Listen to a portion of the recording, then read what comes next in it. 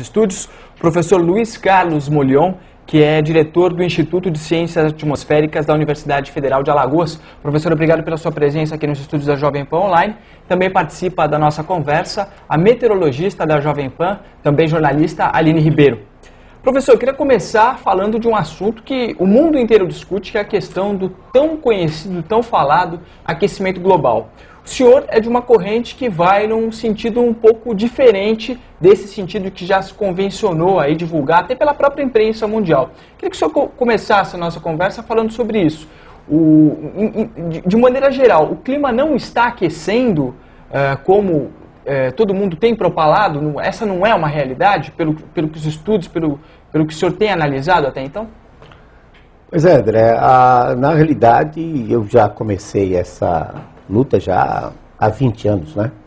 O primeiro artigo publicado foi em 1990, eu tenho artigo publicado na revista Ciência Hoje, 1995, sobre o assunto, onde já naquela época tenho mostrado que todos os indicadores levam a um resfriamento global para esses próximos 20 anos.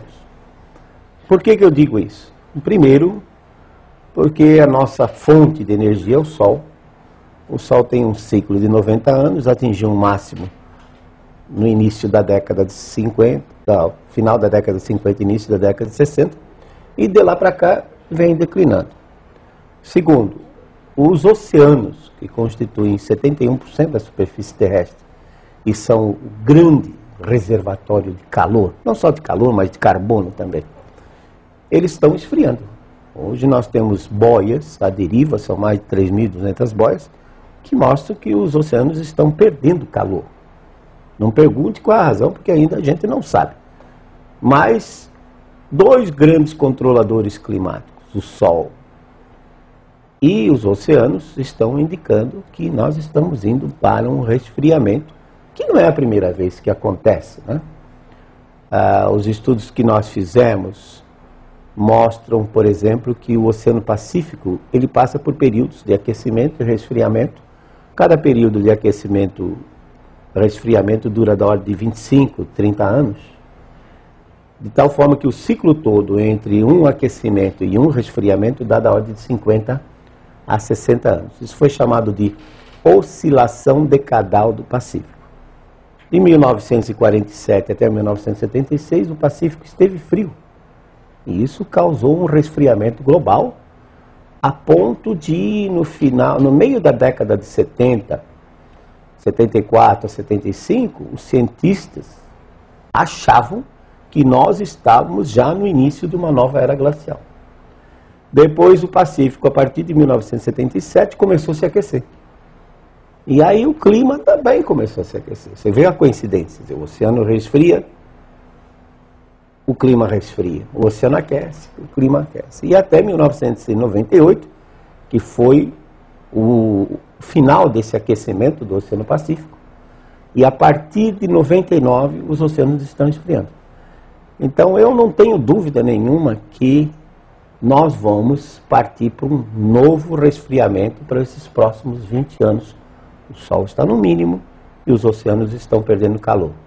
E como isso já aconteceu no passado, eu sempre tenho sugerido que a gente utilize, Aline, esses dados do período de 47 a 76 para ter uma ideia do que vai ocorrer agora nesses próximos anos. Quer dizer, nós já temos registros, são dados, não é coisa forjada por modelo climático, né? Nós já temos a observação, nós sabemos como foi o sul do país nessa época, a frequência de geadas secas, as tempestades severas na primavera. E como isso já ocorreu, então a gente pode imaginar que o clima resfriando, associado aos oceanos em resfriamento, vai nos proporcionar um clima, André, semelhante àquele do período de 47 a 76. Quer dizer, a medição acontece em ciclos, né? Vamos dizer que são ciclos, porque ciclo você pensa em algo que tem um período de tempo fixo. Mas como o clima é muito complexo, né? Há até uma teoria de um físico dinamarquês, Henrik Svensmark, não sei se você ouviu falar, em que ele defende que raios cósmicos galácticos, que são produzidos pelas explosões das supernovas, chegam em maior quantidade quando o Sol está num período de baixa atividade.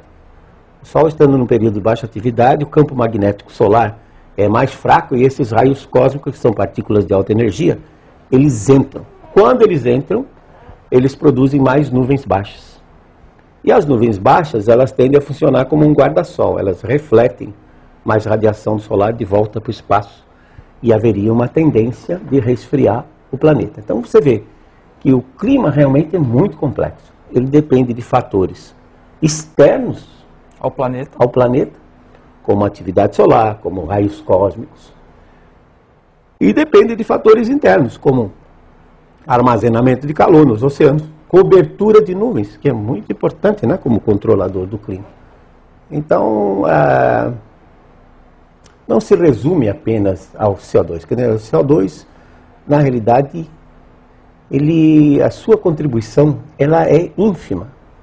Hoje nós não teríamos condições de medir qual seria a contribuição da concentração do CO2, do dióxido de carbono ou gás carbônico, qual seria a sua contribuição para o clima.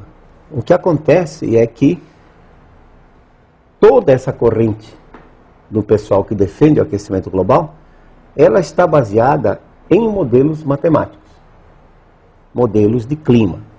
Não, o modelo de clima, o que é? É um programa de computador, né? Um programa de computador. Tenta colocar dentro dele todos os processos físicos que controlam o clima. E as interações entre eles. Por exemplo, evapora mais, forma mais nuvem. Então, essas coisas são complicadas. E os modelos são feitos por pessoas. Então, se a pessoa já tem na mente que ele tem que colocar o CO2 para absorver mais, para aquecer mais, se não aumentar o CO2, então o modelo não dá resultado esperado, porque é feito por pessoas. Meu caro internauta, CO2 não é poluente. Você aprendeu isso na escola, no primário, como a gente chamava antes, né? Ensino básico fundamental, 4º, 5º ano, que diz que o CO2 é o gás da vida. Você imagina uma hipótese absurda que esse pessoal em Copenhague conseguisse acabar com o CO2 do planeta? Acabaria a vida. Por quê? Porque nós e os animais não produzimos a comida que a gente consome. Quem o faz são as plantas. Elas retiram esse vilão, esse poluente que é o CO2 da atmosfera e através do processo chamado fotossíntese produzem amidos, açúcares, fibras e nós nos alimentamos disso.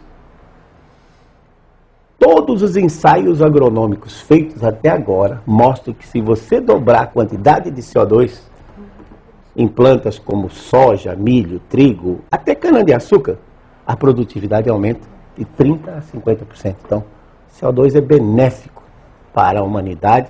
Quanto mais CO2 tiver, maior a produtividade das plantas, dos cereais, e o CO2 não controla o clima global.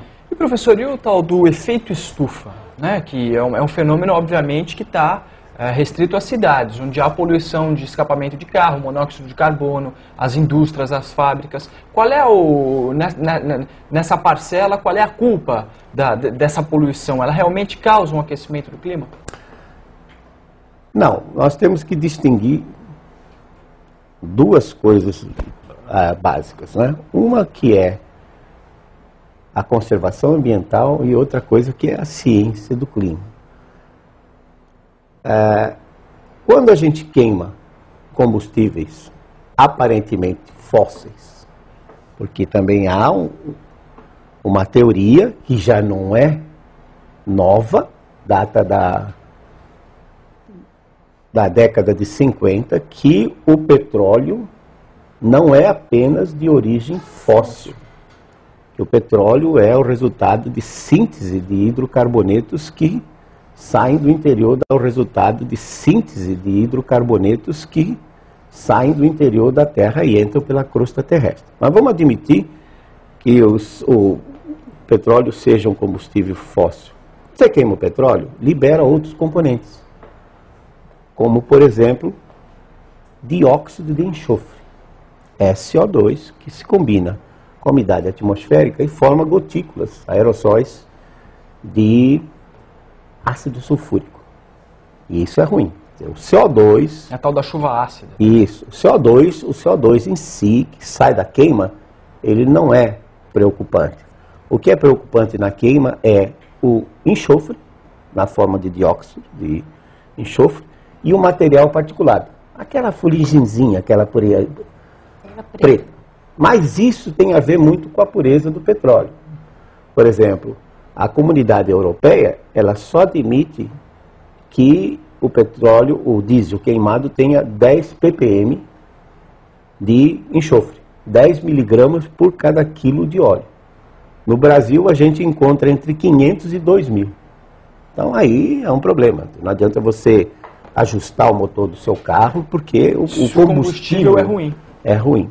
Então, o vilão não é o CO2 e sim o enxofre. O vilão não é o CO2 e sim, nas grandes cidades, é o enxofre e o material particulado que provém de um diesel de má qualidade. Né? O CO2, como disse, quanto mais CO2 tiver, melhor, porque aí as plantas crescem mais. Professor, até uma cena que já ficou clássica é as televisões mostram os documentários, o urso em cima de uma jangada de gelo, em que as geleiras estão derretendo, isso está aumentando o nível dos oceanos, isso vai acabar com a cidade. Queria que o senhor falasse sobre isso também. Nós temos registros históricos de expedições que foram já em 1850, depois 1922, 1923, ao Ártico, para ver por que o Ártico estava degelando. Então, o degelo do Ártico, ele é normal. O que acontece é que a entrada do Oceano Ártico, ela é pelo Oceano Atlântico. Existe uma pequena ligação com o Oceano Pacífico, chamado Estreito de Bering, mas por lá sai muito pouca água, entra muito pouca água. A grande entrada e saída de água é no Atlântico Norte. E ao longo desses anos, por exemplo, houve um grande degelo entre 1938 e 1942, isso está muito bem documentado, porque foi o período da guerra, e eles trafegavam constantemente no Ártico, que naquela época estava sem gelo. Depois, o gelo começou a crescer de novo. E agora, em 2007, ele atingiu uma redução da ordem de 3 milhões de quilômetros quadrados. Mas, se você for olhar os dados de 2009, setembro de 2009, que terminou esse verão no hemisfério norte, você vai ver que ele já se recuperou bastante. Inclusive, a cobertura de gelo está até maior do que estava em 2005. Qual é o grande enigma disso? Um fenômeno natural, que é a entrada de correntes marinhas mais aquecidas por debaixo do gelo flutuante. Quem é o responsável por isso? É um ciclo lunar que não está nos livros, que ninguém fala sobre ele, de 18,6 anos, quase 19 anos, em que é a precessão da órbita da Lua em torno da Terra. Essa precessão, então, leva 18,6 anos para ser completada. Quando ela está no máximo, como ocorreu agora entre 2005 e 2007, a força gravitacional da Lua faz com que os oceanos, até aproximadamente 40 graus norte, 40 graus sul de latitude, fiquem mais elevados.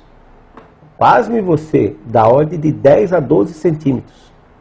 Então, esse desnível entre o oceano, vamos chamar tropical, e o oceano polar, acelera as correntes marinhas, elas levam mais calor, entram por debaixo do gelo, e o internauta sabe que no gelo, 1/10 do gelo está fora da água e 9/10 está embaixo. Quando ele começa a derreter o gelo que está embaixo, aquela parte de baixo não dá mais sustentação para a parte aérea da geleira e a geleira cai. E note, gelo flutuante não aumenta nível de mar. Se você voltar para aquele documentário do Al Gore, uma verdade inconveniente. Uma verdade inconveniente, que na realidade deveria ser chamado de muitas mentiras convenientes. porque já houve internautas que encontraram 35 erros naquele documentário, que ganhou o Oscar e deu até depois o prêmio Nobel da Paz, né, para o Al Gore. O Al Gore disse que o nível do mar vai subir de 20 pés. Pé é uma unidade inglesa, que corresponde a 30 centímetros. 20 vezes 30, 600 centímetros. 6 metros é o que o Al Gore disse que vai acontecer. E a gente não vê, até hoje, nada que comprove o aumento do nível do mar. É interessante, eu poderia até ter trazido para vocês, mas posso mandar depois. O capitão Sir James Clark Ross, que foi um dos exploradores da Antártica e da Austrália, ele estava na Tasmânia e ele mandou um marinheiro gravar, não sei o que deu na cabeça dele, ele mandou o marinheiro gravar o nível do mar. Ele fez um sinalzinho assim, uma reta, com um Vzinho, como a gente usa em hidrologia. 1841, André. O nível do mar continua naquela mesma marca. Então não há aumento no nível do mar. Porque o IPCC, o painel intergovernamental de mudanças climáticas, diz que o nível do mar subiu 3,4 milímetros de 93 até 2006. Tá bom, vamos fazer as contas, internauta. De 1993 até 2006 são 13 anos. Vamos botar 14 anos. Vezes 3 milímetros, vai dar quanto? 40 milímetros. 40 milímetros, é 4 centímetros. Agora, se eu colocar um gráfico em que na escala aqui eu tenho milímetros, aí parece um gráfico assim que o nível do mar vai subindo assustadoramente. Mas quando você olha a unidade, 40 milímetros, 4 centímetros. Eu acabei de dizer que a Lua pode fazer o mar oscilar da ordem de 12 centímetros, portanto está perfeitamente dentro da variação. Até 2006. Agora a Lua chegou naquele pico, que aliás, diga-se de passagem, Aline, causou muito estrago na costa brasileira. Mudança, para quem gosta de estudar essa parte de formação de costa, né? Causou um estrago violento. Lá em Maceió mesmo, ela tampou, temos 2 lagoas que saem, uma saída só para o mar. Ela tampou aquela saída e abriu uma outra. Professor, agora e as cidades? O próprio litoral brasileiro tem gente dizendo que as cidades que o mar está avançando, que a área de recuo da praia tem diminuído. Como é que se explica isso, se o mar não está subindo? Olha, medir nível de mar é complicado. Por quê?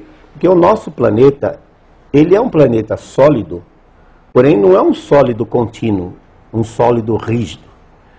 Ele é formado de 20 grandes placas, as chamadas placas tectônicas. E essas placas se movimentam. Então, quando uma placa afunda, se eu tiver um marégrafo que está ligado a ela, esse marégrafo, a placa vai afundando, esse marégrafo vai afundar também e vai indicar que o nível do mar está subindo. Por outro lado, na outra ponta, apareceria um marégrafo dizendo que não, que está diminuindo o nível do mar. Então, há uma necessidade de, ao se fazer os cálculos do nível do mar, de levar em conta esse movimento das placas tectônicas. Por exemplo, o Brasil está em cima de uma placa que tem mais ou menos 9.000 quilômetros de extensão, até metade do Oceano Atlântico, quase próximo da costa da África. Se essa placa ela afundar de 1 grau, só em termos de ângulo, 1 grau, o nível do mar pode subir da ordem de 20 centímetros na nossa costa. Então não é que a quantidade de água no mar aumentou, não. O que ocorre é que com esses movimentos sísmicos, às vezes em outras partes está retrocedendo. Então o fato de que às vezes a costa está sendo modificada, pode ser um problema de correntes marinhas, o fato de estar afundando um pouquinho, pode ser um problema de movimento de placa. Nós não conhecemos muito bem isso. Agora com essa parafernália que nós temos aí, GPS e tudo mais, vai dar para acompanhar melhor isso. Mas eu queria voltar a um ponto que é extremamente importante, que é, por exemplo, o caso da cidade de São Paulo. Essas chuvas de agora, que tem dado esses alagamentos, e muita gente tem dito que essas chuvas também são devidas ao aquecimento global.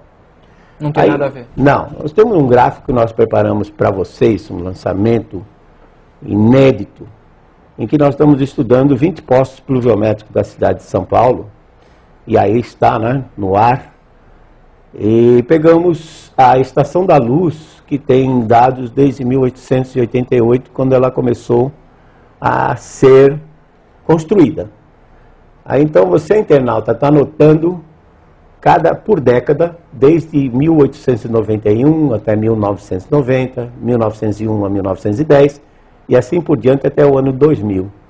Você nota que aquela barra rosinha no meio de tudo é 1941 a 1950. Veja que naquele período, naquela década, o número de chuvas superiores a 30 milímetros no período de janeiro a março, que é o nosso mais crítico, né? Ele foi muito superior a todos os outros até o ano 2000. Então você vê que já em São Paulo, na década de 40, já chovia mais do que agora. O grande problema é que os efeitos, né? Os impactos disso eram bem menores, porque a cidade tinha uma área pavimentada bem menor, tinha locais de infiltração, o rio Tietê tinha suas várzeas, de tal forma que quando ele transbordava, a água tinha o que ocupar. Tá? Então vocês veem que não é um problema da natureza em si, porque antes já chovia tanto quanto chove agora. Da desocupação ordenada. Exatamente. É o fato das pessoas hoje estarem ocupando espaços geográficos não apropriados, indivíduos, né? E também o fato de que nós temos hoje uma grande superfície impermeabilizada. Por exemplo, eu participei de uma reunião do DAE em dezembro de 2008, quando foi comemorado os 10 anos de macrodrenagem da cidade de São Paulo. Aí mostraram o Aricanduva, um piscinão. Vocês quanto é que cabe disso aí? 500 mil metros cúbicos de água. É bastante água. Só que é o seguinte, telespectador, numa chuva de 100 milímetros, são 100 litros de água por metro quadrado. Basta 5 quilômetros quadrados impermeabilizados da cidade para encher o Aricanduva, o piscinão de Aricanduva.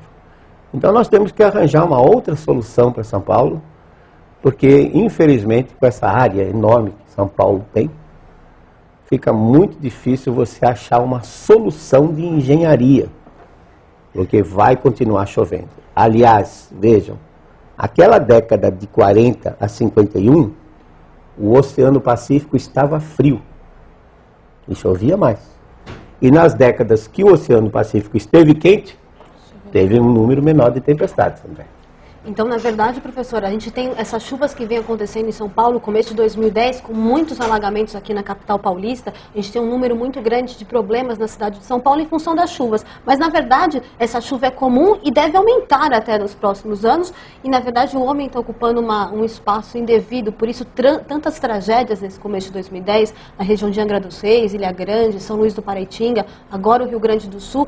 Tudo isso são ciclos normais da natureza.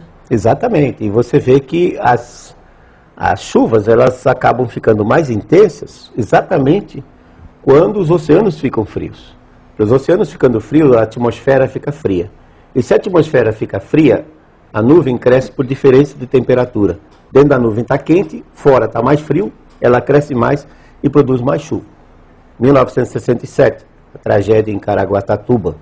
1967, a tragédia na Serra das Araras, no Rio de Janeiro, que pelos relatórios, achei até exagerado, morreram mais de 1.700 pessoas. Quer dizer, desculpe dizer, mas na realidade Angra dos Reis até pequeno comparado com o que aconteceu, lembrando, internauta, que há 40 anos atrás a população era bem menor. Claro.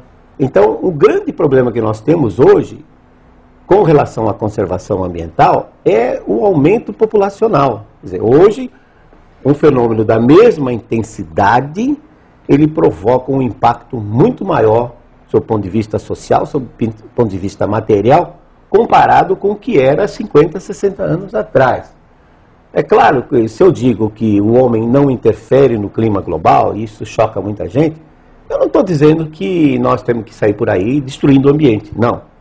Acho que o Brasil tem um problema sério, que é o desmatamento, e se na lei climática que o presidente sancionou agora em dezembro, em que o Brasil se propõe voluntariamente a reduzir 36% a 38% das emissões, sob o ponto de vista de clima, reduzir CO2 não adianta nada. Como disse, o CO2 não controla o clima. Mas se essa lei for aplicada à redução do desmatamento, ótimo.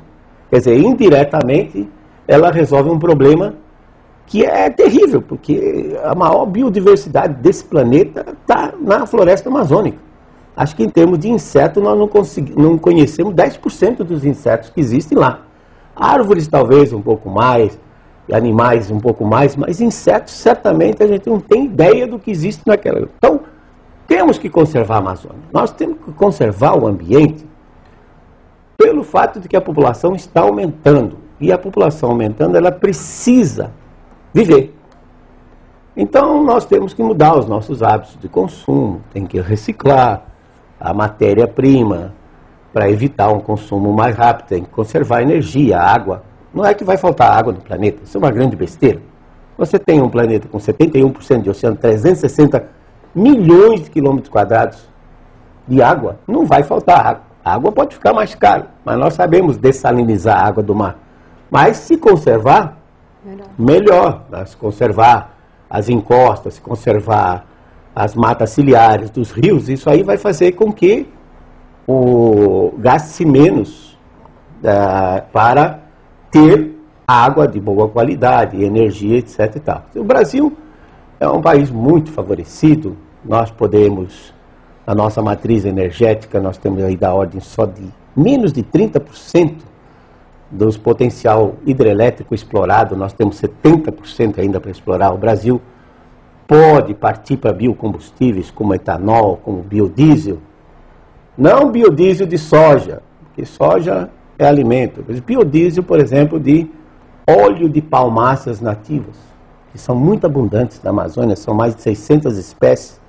E os buritizais, por exemplo, ocupam estimado da ordem de 20 milhões de hectares, com potencial de 5 toneladas de óleo por hectare por ano, renovável. Quer dizer, a Amazônia é uma Arábia Saudita com poços para cima, verde, renovável. Então o Brasil tem muita opção, nós temos que conservar o ambiente. Agora, Aline, é independente.